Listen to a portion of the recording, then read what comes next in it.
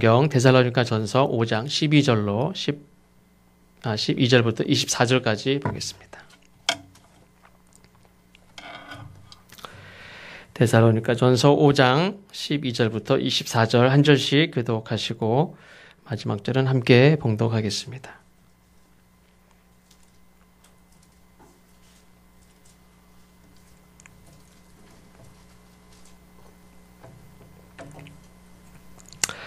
형제들아, 우리가 너희에게 구하노니 너희 가운데서 수고하고 주 안에서 너희를 다스리며 권하는 자들을 너희가 알고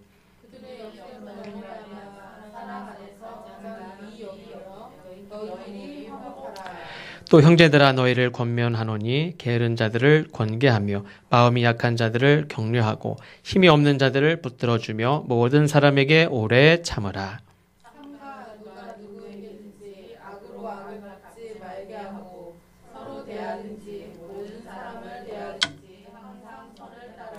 항상 기뻐하라.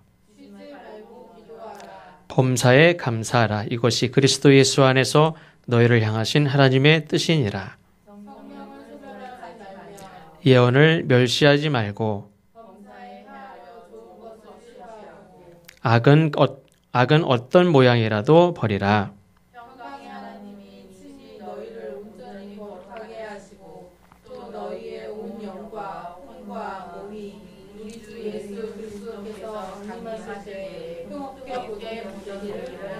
같이 읽겠습니다. 너희를 부르시는 이는 미쁘시니 그가 또한 이루시리라. 아멘. 성경의 말씀을 읽을 때 그 성경의 배경이 어떤 배경이었는가를 살펴보는 일은 참 중요하죠. 당시 사도 바울의 편지가 데살로니가 교회 성도들에게 전해지던 배경을 보면 때로는 많은 그리스도인들이 핍박을 당하고 또 실제로 사회에서 소외가 되고 일자리를 뺏기고 또 죽는 일도 점점 많아지고 있었습니다. 이런 상황 속에서 그리스도인들은 이 세상의 악함이 점점 크게 다다르고 있다라고 생각을 했고 동시에 또 주님의 심판, 주님의 구원도 가까웠다라고 믿고 있었습니다. 신앙생활을 열심히 하는데 믿음을 지키고 신앙생활을 열심히 했는데 내 삶은 점점 좋아지고 경제적인 형편이 좋아지고 삶이 안정되고 또 교회가 또 하나님의 나라가 이렇게 가시적으로 세워지는 것이 보이기 시작하는 게 아니라 오히려 하나님의 나라라고 말하기도 어렵고 오히려 이 교회라는 작은 공동체 하나도 모임도 그 모임의 활동 하나도 보장받지 못하는 어떻게 보면 자기 목숨 하나도 부지하기 힘든 그런 세상 속에서 그리스도인들이 살아가고 있었습니다. 네로 황제 시절은 우리가 잘 알듯이 로마 대화재가 일어났을 때 화재의 범인을 크리스찬들로 이렇게 몰아서 많은 크리스찬들을 학살하고 또 핍박했던 일도 있습니다. 그래서 신앙생활을 열심히 하고 믿음을 지키고 그렇게 했는데 눈에 보이는 예를 들면 교회가 부흥한다든지 하나님의 나라가 그래도 이렇게 세워지는 것들이 보이면 좋은데 오히려 숫자가 점점 줄어듭니다. 실제적으로 죽는 사람들이 생기고 이탈자들이 생기고 그런 로마의 핍박에 힘으로 대항하려고 하는 그 젊은 사람들이 힘으로 대항하려고 하는 그런 칼을 들고 대응하는 게 애국이지 그냥 죽는 게 애국입니까? 그래서 그런 무리들이 이렇게 이탈자들도 생기고 그리스도의 사랑 물론 중요하고 그것이 귀하고 감동적인 건 많은데 그냥 죽는 게 다냐? 그렇지 않죠. 다 죽으면 무슨 소용이 있습니까? 그렇게 이야기를 하면서 이제 밖으로 나가는 사람들도 많이 있었습니다. 그러니까 세상적인 방법을 추구하고 일단 세상을 정치적으로 로마를 무찌르고 전도도 마음대로 할 수 있는 마음대로 자유롭게 신앙생활 할 수 있는 세상에 오는 게 먼저지 다 죽으면 무슨 소용이 있습니까? 그 유명한 그 훌륭한 그 귀한 말씀을 선포하는 사도들이 막 죽어가는데 다 죽으면 누가 전하고 교회가 다 흩어지고 그러는데 무슨 그 다음 미래가 없죠. 그래서 많은 그리스도인들은 어떻게 될지 모르는 그런 상황에 있었습니다. 이때 사도 바울은 데살로니가 교회 성도들에게 편지를 보내면서 한 가지 중요한 사실을 말합니다. 우리가 읽은 말씀 중에서 23절 너희의 온 영과 혼과 몸이 우리 주 예수 그리스도께서 강림하실 때에 흠없게 보존되기를 원하노라. 뭐가 중요하냐? 전도하고 싶죠? 어떤 분들은 날짜를 정해서 전도합시다. 그래가지고 날짜를 정해서 전도하기로 한 날인데 그날 아침에 비가 오기 시작해요. 그랬더니 교인들이 좋아했을까요? 싫어했을까요? 좋아하더래요. 비 온다고. 오늘 안 나간다. 우리는 전도하러 나간다 그러면은 부담되고 전에도 말씀드렸죠. 여기서 아파트 뭐 이렇게 올라다니면서 붙이고 저도 그런 적 있었어요. 그때 한번 무슨 찬양 집회하면서 붙이러 다니다가 저는 그냥 붙이기만 하는 게 목적이었지 뭐 문 열려서 문을 열고 사람하고 얘기하려고 하는 목적은 없습니다. 붙이고 가는 데 목적이었는데 붙이려고 했는데 문이 확 열린 거예요. 그래서 무슨 일이냐고. 그래서 제가 이 사진이 이렇게 해서 왔다고 얘기를 하면 좋은데 아무것도 아니라고. 너무 당황스러워서 그렇게 그러면서 다시 이제 사실은 뭐 이렇게 얘기를 했지만 처음에 이게 마음의 준비가 안 돼 있고 그냥 붙이려고만 생각을 했지 두드리고 얘기를 하려고 했으면은 문이 열렸을 때 문을 탁 잡고라도 얘기를 했을 텐데 그렇지 못했었어요. 이 전도하려고 하는 마음이 사실은 초대교회에서는 굉장히 간절했습니다. 전도할 수 있는 세상, 그래서 복음 마음대로 복음을 전할 수 있는 세상, 마음대로 교회에 이렇게 올 수 있는 세상. 중국에도 보면은 이 삼자교회 말고 중간교회가 있어요. 아주 지하교회가 있고 삼자교회가 공식적으로 인정받아서 예배드리는 교회가 있고 중간교회가 있는데 중간교회가 중국 공산당에게 이렇게 코치를 받지 않으면 다 이렇게 폐쇄가 됩니다. 건물도 다 무너뜨리고 그런데 그런 일들이 이제 많이 요즘에도 있다고 하는 얘기를 들었습니다. 그래서 마음껏 예배를 드릴 수 없는 그런 상황들이 많은 나라들 가운데도 있고 지난번에 라오스 선교사님 오셨을 때도 포교를 마음대로 할 수 없는 그래서 그렇게 전도하다가 걸리면 바로 추방당하고 그런 일들이 있는데 거기도 이제 종교법이 이번에 어떻게 됐는지 모르겠는데 종교법이 잘 통과가 돼서 이제 신앙의 자유가 생길 수 있도록 기도해달라는 말씀도 지난번에 하셨죠. 근데 이곳에서는 정치적으로 또 사회적으로 전도도 하고 예배 모임도 할 수 있는 그런 일들이 먼저 생기는 게 중요하지. 사람들이 다 죽어가고 잡혀가고 교회 공동체가 흩어지고 그런데 무슨 소용이 있겠습니까? 그러니까 젊은 사람들은 칼을 들고 대항해서 싸우려고 하는 사람들. 그래서 교회 공동체에서 자꾸 이탈자들도 생기고 또 실제로 죽어서 잡혀가고 죽는 일들도 많이 생기고 그렇게 되어 있습니다. 근데 무엇이 중요하냐?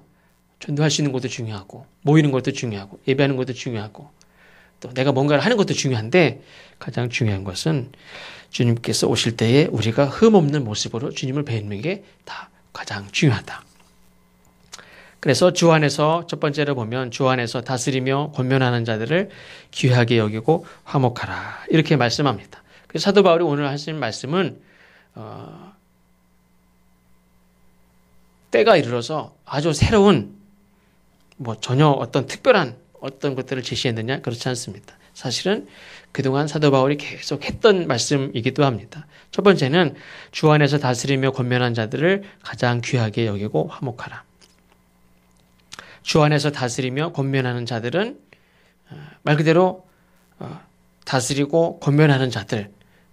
저는 이런 생각을 했습니다. 요즘 저도 그런 부분이 좀 있지 않는가. 목사님들끼리도 얘기하다 보면 교회의 성도들이 원하는 대로 이렇게 그래 원하는 대로 하지 뭐 원하는 대로 하지 이렇게 하는 일들이 많다는 거예요. 그래서 어떤 목사님은 나도 힘들어서 이제 그만하고 싶다 하고 싶은 마음이 있지만 그냥 하고 싶은 대로 놔두면은 한이 없다는 거예요. 근데 여기서 주 안에서 다스리며 권면하는 자들이라는 것은 성도들이 하고 싶은 대로 그렇게 하게 내버려 두는 게 아니라 자꾸 권면을 하고 자꾸 다스려서 전도도 하게 하고 성경 공부도 하게 하고 성경도 읽게 하고 예배도 드리게 하고 헌금도 하게 하고 하나님 앞에 봉사도 하게 하고 자꾸 권면을 하고 그렇게 하는 거. 자기 마음대로 하게 하지 않고 하나님 뜻대로 살게 자꾸 권면하고 다스리는 그런 사람을 가장 귀하게 여기라는 거예요. 성도들을 그냥 내버려 두는 자가 아니라 권면하는 자를 가장 귀하게 여겨라. 이건 제가 성경 말씀을 통해서 하신 말씀이지만 성도들은 누구를 가장 귀하게 여겨야 되느냐? 성도들을 자꾸 권면하고 하나님의 뜻대로 살게 하는 그런 지도자를 가장 귀하게 여겨야 되는 줄로 믿습니다. 우리가 하자는 대로 목사님이 다 해. 그 목사님이 좋은 목사님이 아닌 줄로 믿습니다. 내가 하고 싶은 대로 성도들이 하자는 대로 우리끼리 회의했는데요. 목사님 이렇게 하시죠. 비 오는데 오늘 하지 마시죠. 전도하지 말죠. 이렇게 우리가 원하는 대로 우리가 원하는 게 나쁜 것만은 아니겠지만 뒤에도 나오지만 성도들이 하자는 대로 그래 당신들이 원하는 대로 그렇게 자꾸 하는 자들이 아니라 자꾸 다스리고 권면하고 경계하고 조심시키고 일을 하게 하고 하는 자들을 정말 가장 귀하게 여기는. 그래서 사실은 이 시대에는 핍박을 당하고 세상으로 나가면 잡혀가기도 하고 죽기도 하고 고난도 당하고 이런 시대에 더욱더 믿음을 지키라고 하고 철저히 규칙적인 신앙생활을 하라고 하고 자기 자신을 지키라고 하고 마음을 지키라고 하고 훈련을 받으라고 하고 하는 사람들이 사실은 사람을 어떻게 보면 힘들게 하죠. 육신적으로 보면 힘들게 하는 사람 아닙니까? 목사님은 왜 나를 이렇게 괴롭히고 나를 못 살게 굴고 나만 힘들게 할 수도 있는데 나를 흐트러지지 않게 자꾸 권면하는 그런 사람을 가장 귀하게 여겨야 되는 줄로 믿습니다. 이렇게 어렵고 힘든 그런 시대일수록 더욱더 훈련을 시키고 규칙적인 신앙생활을 하게 하는 그런 사람이 귀한 사람이고 그렇게 순종하는 성도들이 귀한 성도인 줄로 믿습니다. 그래서 우리 성림교회는 수고하고 권면하는 목사와 함께 힘들지만 그 권면을 따라서 주님의 뜻을 이루어가는 교회가 되어야 될 줄로 믿습니다. 14절에 보면 사도 바울이 권면합니다. 또 형제들아 너희를 권면하노니 게으른 자들을 권계하며 마음이 약한 자들을 격려하고 힘이 없는 자들을 붙들어주며 모든 사람에게 오래 참으라. 그러니까 여러 사람들이 있었겠지만 게으른 자들, 마음이 약한 자들, 힘이 없는 자들을 권계하고 격려하고 붙들어주고 그런 사람이 데살로니가 교회에 있었다는 거예요. 이런 사람을 격려하고 이런 사람을 붙들어주고 이런 사람을 격려해라. 그런 사람이 지금 있는 거예요. 그 교회. 교회가 뭐 온전한 사람들만 있습니까? 그렇지 않죠. 게으른 자도 있고 마음이 약한 자도 있고 힘이 없는 자도 있고 믿음이 약한 자도 있고 불평하는 자도 있고 원망하는 자도 있고 막 따지는 자도 있고 못한다고 하는 사람도 있고 많은 사람들이 있습니다. 게으른 자를 권계하고 권면하고 경계하는 거죠. 게으른 자는 원래 천성적으로 이렇게 악한 자만에 보면 게으른 것과 악한 것을 동일하게 말씀하는데 게으르게 된 이유 중에 하나는 낙심해서 게으르게 되는 경우도 있어요. 해도 소용이 없다. 그래서 무기력해져서 그냥 손을 딱 놓고 있는 그래서 아무것도 하지 않는 그래서 게으른 상태가 된 이런 자들 계속 권면하고 경고하고 마음이 약한 자들 격려하고 마음이 약한 자들이 어떻게 보면 마음이 강한 자는 너 왜 이렇게 마음이 약해? 도대체 이해를 못하겠네. 그게 뭐가 무서워? 나는 하나도 안 무서운데. 그게 걱정이 돼? 나는 걱정이 하나도 안 되는데. 그러면서 걱정하는 사람, 마음이 약한 사람을 이해 못하고 나는 되는데 왜 너는 왜 못해? 이렇게 하는 게 아니라 이 사람을 계속 격려하라는 거예요. 할 수 있다고 격려해주고 내가 도와주겠다고 격려해주고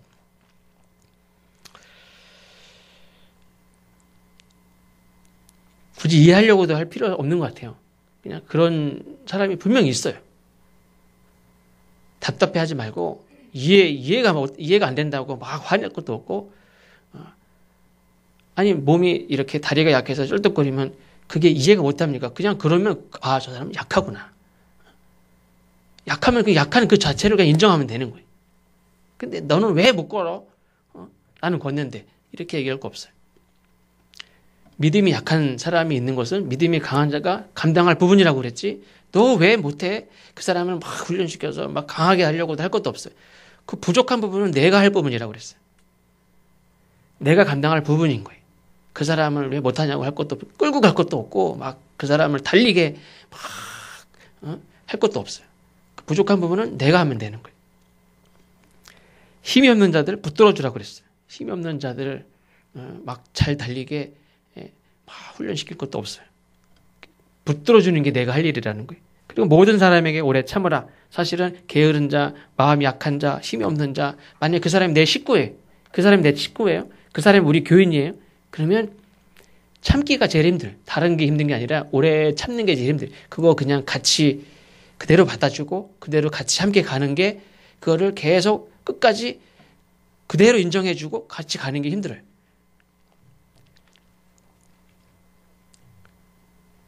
식구 중에 누가 아파도 그렇대요. 남편이 아프면 아내는 하루고 일주일이고 한 달이고 아이고 아프구나 이렇게 계속 봐주는데요. 남자는 부인이 아프면은 잘하면 3일, 아주 훌륭한 남편은 일주일, 보통은 3일, 그러니까 참다가 4일째 아프면 왜 이렇게 계속 아파? 도대체 병원 갔다 왔는지 주사를 맞는지 약을 먹는지 도대체 왜 아픈지 모르겠어요. 약 먹으면 나을 것 같은데 약 낫지도 않고 도대체 뭐 하는 거냐고 막 성질을 내고 화를 내고 아픈 걸 봐주질 못해요.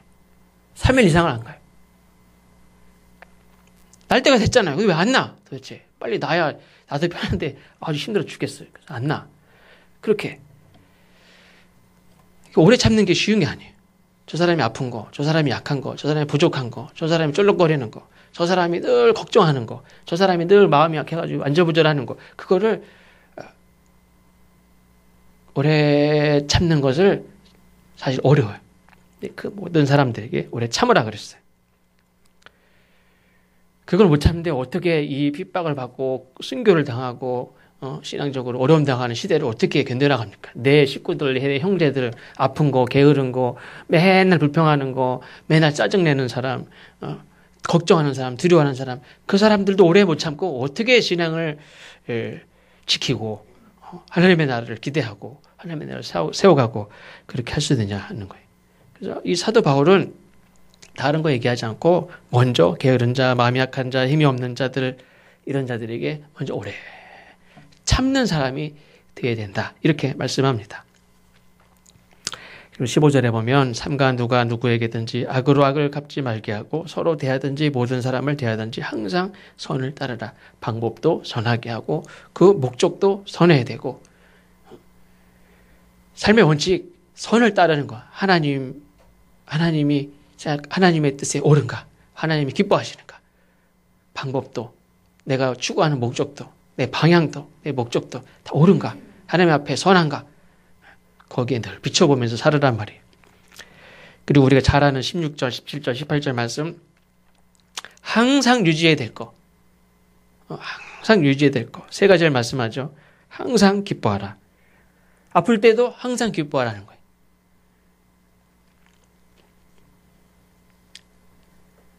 항상 기뻐하는 심령을 유지하는 거. 중요합니다. 아까 말씀드린 대로 솔로몬이 재판관이 돼서 임금님이 돼서 뭘 갖고 싶어 했습니까? 듣는 마음을 하나님께 구했습니다. 하나님께 늘 듣는 마음. 이것만 계속 충분하게 유지되면 다른 건 만사 형통해요. 다른 건 문제가 되지 않아요. 그걸 구하는 것 자체가 하나님이 너무 놀랐어요. 그러니까 우리가 구할 것은 항상 기쁨을 유지하는 거예요. 기쁨을 유지해야 연약한 자, 쩔뚝거리는 자, 불평하는 자, 게으른 자도 우리가 오래 참을 수 있어요. 내가 기쁨을 유지 안 되면 그것이 불가능해요.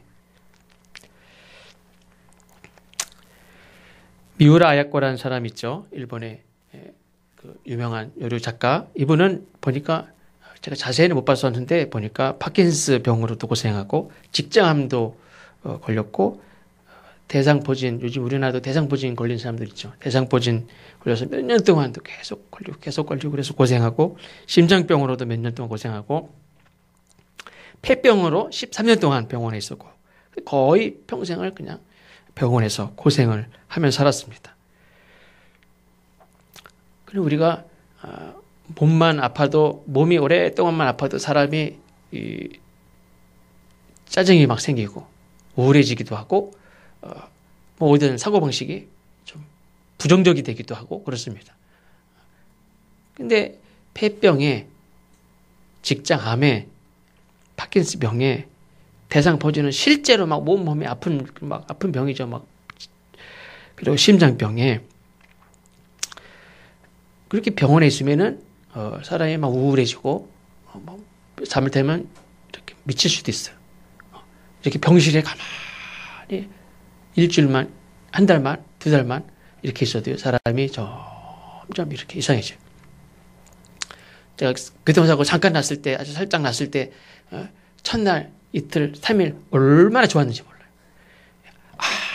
아무것도 안 하고 누웠는데 밥 세 끼 다 갖다 주고 먹고 이런 적이 한 번도 없었거든요. 너무너무 좋았어요.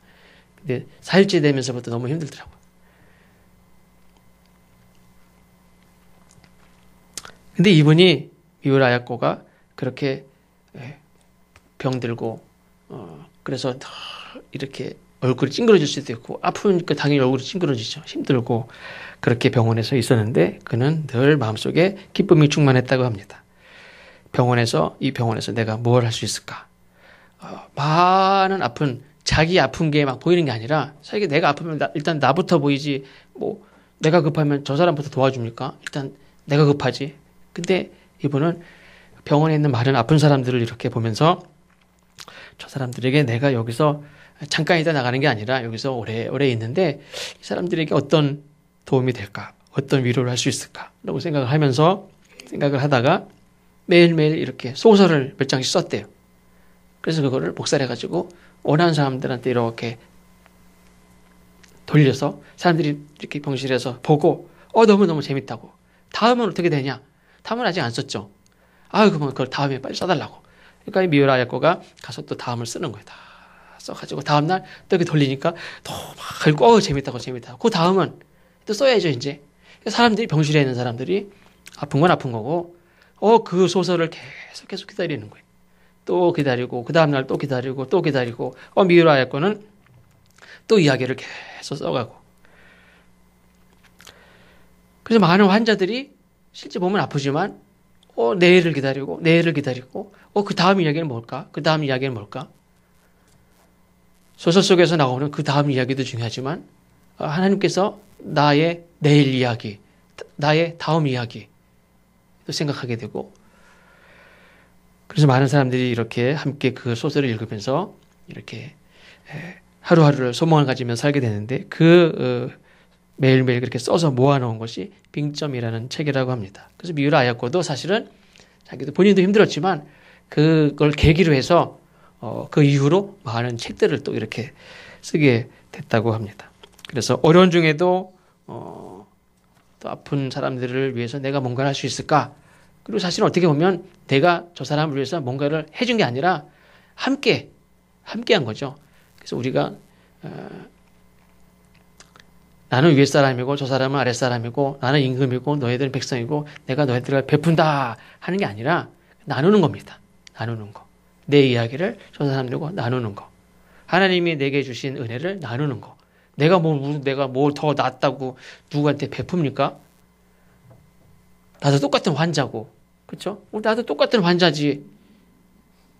여기 있어도 우리가 똑같이 아픈 게 있고 똑같이 힘든 게 있고 똑같이 고민이 있고 제가 무슨 목사라고 여러분들에게 설교를 베푸는 겁니까?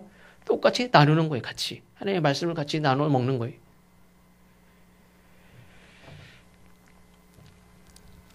쉬지 말고 기도하라. 이렇게 말씀합니다. 쉬지 말고 기도하라 하니까 힘들다고 생각이 들 수도 있지만 몇 달간 기도를 쉬어라 하면 좋겠다는 생각도 들 수도 있죠. 근데 우리가 기도를 100일 기도, 새벽 기도, 철학 기도 이렇게 생각하면 힘들지만 많은 분들이 이야기하듯이 기도는 하나님과 호흡이다. 이렇게 이야기하죠. 하나님과 호흡이다. 그러면 쉬지 말고 숨을 쉬어라. 이렇게 얘기하면 당연한 거죠. 야, 거기 숨 참지 마. 왜 숨을 참어? 계속 숨 쉬어. 쉬지 말고. 당연한 말이에요.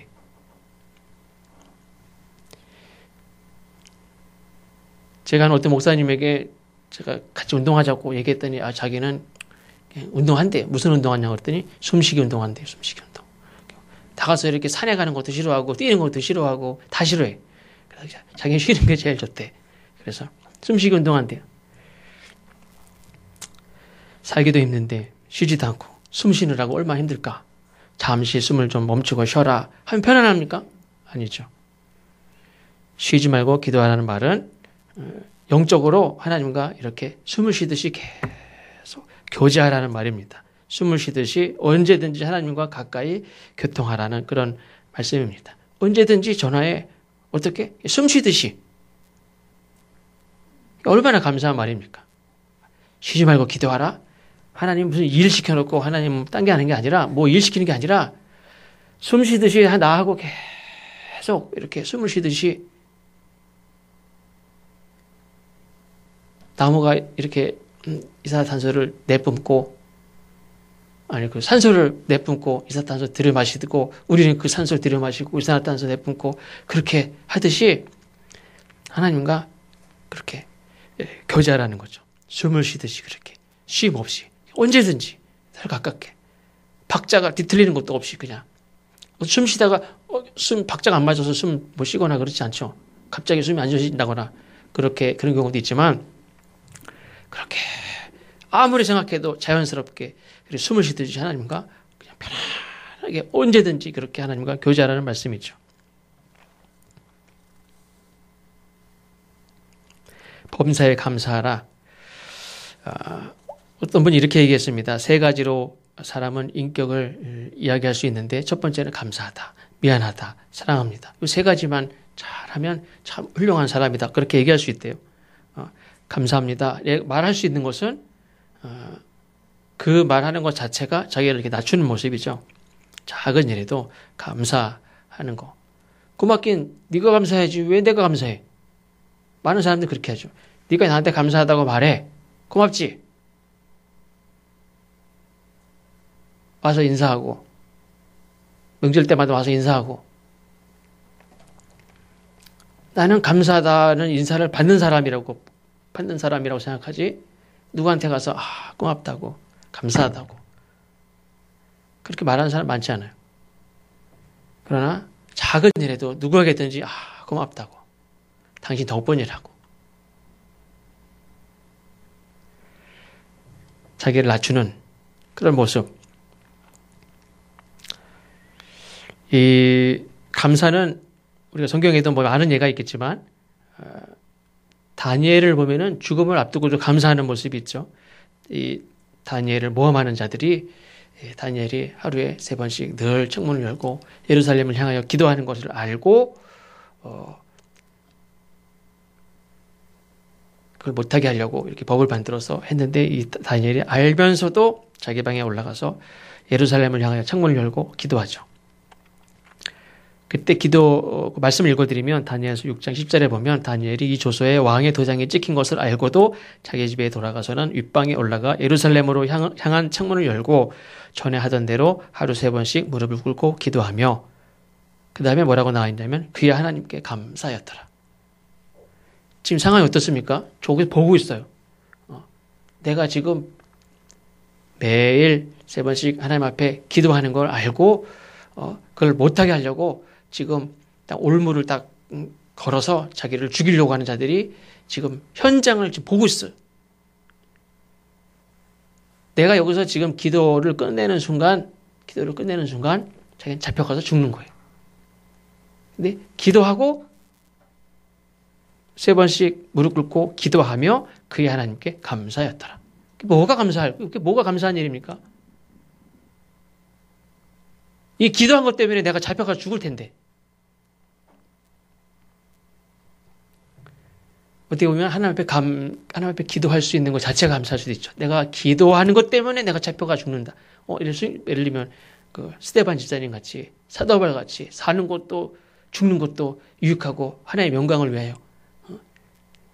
사람이 자동차 타고 가다가 죽을 수도 있고, 가다가 싱크홀에 빠져서 죽을 수도 있고, 뭐 이렇게 죽을 수도 있고, 뭐 먹고 죽을 수도 있고, 얼마나 많은 사람들이 병 걸려 죽을 수도 있고, 나이가 많은 기력이 다해서 죽을 수도 있고, 우리가 원하는 게 그런 게 많잖아요. 무슨 99세까지 팔팔하게 뭐 하다가 100세 어떻게 된다 그런 거 바라는 사람도 있다고 하죠.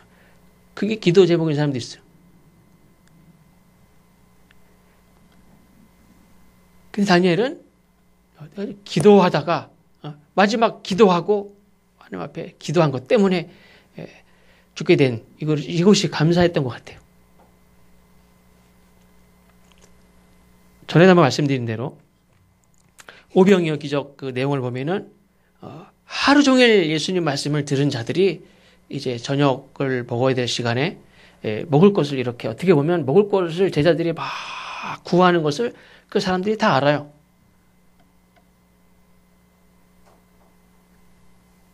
예전에 부흥회라 하면요,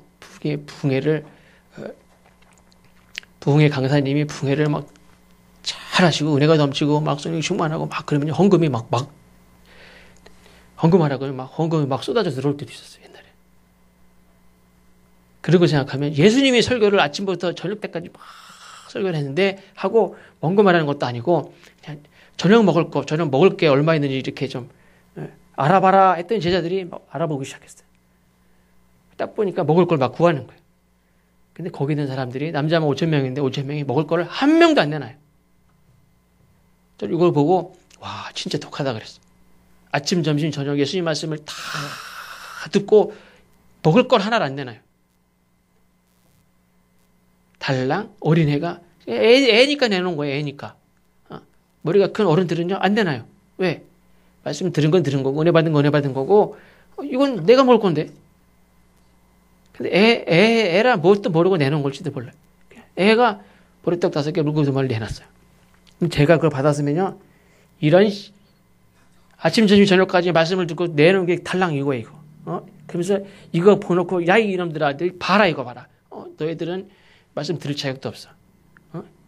얘 나오라 그래가지고, 얘는, 이거 내놓은 애다. 그러면서 얘는 축복해주고, 이런 은혜도 모르는 것들. 뭐 그럴 수도 있어요. 화가 나가지고. 왜 하루 종일 말씀을 전하는데도, 어떻게, 눈치도 없는지 아니면 욕심이 많은지 악한지 독한지. 근데 예수님은 그 오병이를 들고 축사하셨어요. 감사하며 하나님 앞에 기도했어요. 그러니까 하나님의 기적은 모세는 막 화내고 짜증내고 불평하고 하는 그 사람들 때문에 성질나가지고 2번 쳤잖아요. 하나님의 영광을 가리웠다고 그랬어요. 물론 물은 마시게 하셨지만 예수님은 백성들이 아무도 내놓지 않고 기껏 나온 게 그냥 오병이어 애가 내놓은 거 하나밖에 없었어요. 그렇지만 예수님은 그걸 감사하셨어요. 그러니까 우리는 이 세상에 얼마나 많은 사람들이 있습니까? 그 많은 사람들 중에 이 자리에 이렇게 나오신 여러분들을 하나님이 기뻐하시고 한 70명, 80명 모이는 저희 지방에 어떤 교회가 있거든요. 근데 어제 그 목사님이 얘기하시더라고요. 수요일 날 예배를 드리는데 할머니 권사님 딱 2분 나오셨대. 그래서 생각이 저 할머니 2분 돌아가시면 이제 수요일 날도 문 닫아야 되겠구나. 나랑 사모랑 둘이서 예배 드릴 때가 곧 오겠구나. 그러니까 교회는 70명, 80명 있는데 수요일 날 예배 나오는 분이 한 명도 없어요. 그 2분 나오시는 거 2분. 몇 분 더 있었는데 아마 2분만 나오셨겠죠. 그래요. 전에도 말씀드린 대로 수요일 날 개척하신 어떤 목사님이 이렇게 막 설교를 하는데 사모하고 애가 다랑 둘이 놓고 설교를 하는데 애가 화장실 간다고 엄마랑 둘이 화장실 가더래요. 그러니까 갑자기 아무도 없으니까 이 설교를 해야 되나 들어오면 이어서 해야 되나 그 다음에 어떻게 했는지 못 들었어요. 그래서 굉장히 고민이 많았다고 그러더라고요. 몇 명이 있든지 간에 감사해야 되는구나. 그냥 오병이어만 올라왔을지라도 감사해야 되는구나. 하나님의 역사는 많이 뭐가 들어왔다든지 많이 사람이 몰려왔다든지 이게 아니라 어떤 상황에서든지 감사하는 사람이 있을 때 그것을 통해서 하나님이 역사하시는구나. 그게 범사에 감사하는 것인 줄로 믿습니다. 그리고 다음에 보면 성령을 버리지 말아야 될 거, 꼭 쥐어야 될 거 말씀하죠. 성령을 소멸하지 말며 예언을 멸시하지 말고 범사에 헤아려 좋은 것을 취하고 악은 어떤 모양이라도 버리라.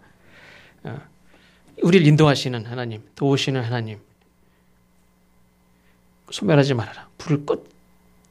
불이 살짝 살아있으면 괜찮은데 꺼트리면 끝이에요.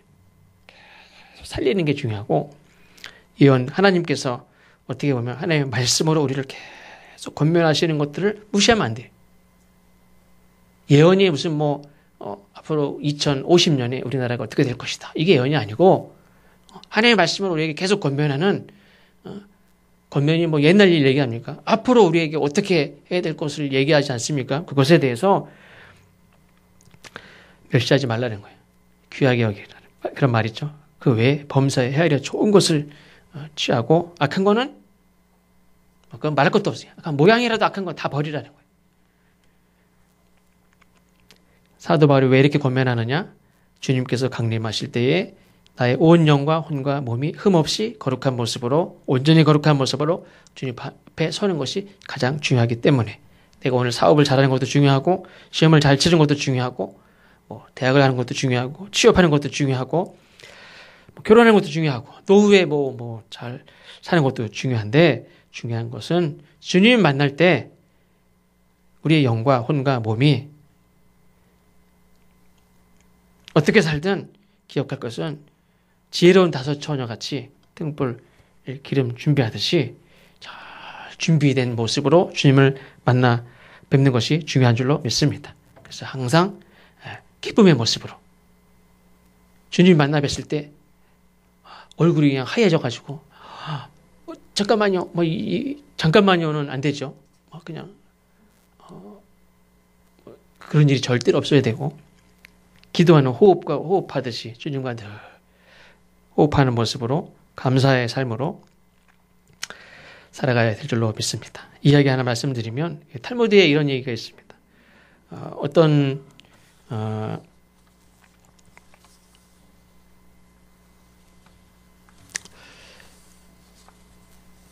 사람이 이제 하나님을 너무너무 사랑하는 마음이 가득한 가운데 어떤 여인이 이렇게 물을 깃는데 보석을 발견했답니다. 근데 어떤 너무너무 살기 힘든 가난한 친구가 집에 왔는데 하나님을 잘 믿고 사랑하는 마음으로 충만한 기쁨이 충만해진 이 이야기를 이렇게 듣는 가운데 보석을 발견하게 된 이야기까지 들었습니다. 이 사람이, 가난한 사람이 보석 이야기를 듣는 순간 나도 하나님을 잘 믿고 하나님을 사랑하는 마음이 충만한 가운데 나도 보석을 좀 갖고 싶다 하는 그런 마음에 가져서 나도 저 보석 나도 나한테 주면 안 되겠느냐 이렇게 얘기했더니 이 친구가 그래 내가 줄게 이렇게 줬다는 거예요. 그래서 이 친구가 보석을 가지고 이렇게 돌아가는데 그 기쁨이 충만한 그 친구가 가지고 있던 기쁨은 하나도 자기는 모르겠고 그냥 오히려 더 불안한 마음만 가득하다는 거예요.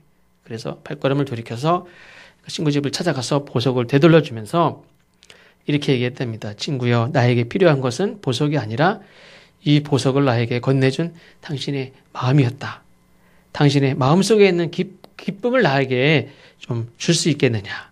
이렇게 얘기를 했답니다. 자기는 이제 보석을 가지면 정말 기쁠 것이라 생각을 하는데 막상 보석을 가졌는데 기쁨이 없다는 거죠. 이게 아니었구나. 나에게 이것을 준 저 친구의 마음속에 있는 저 기쁨이 내게 필요하구나. 이렇게 생각을 했답니다. 그래서 이 친구가 그래서 성경 말씀을 읽어줬답니다. 지난주에 우리가 본 말씀이죠. 느헤미야 8장 10절 말씀, 여호와를 기뻐하는 것이 너희의 힘이니라.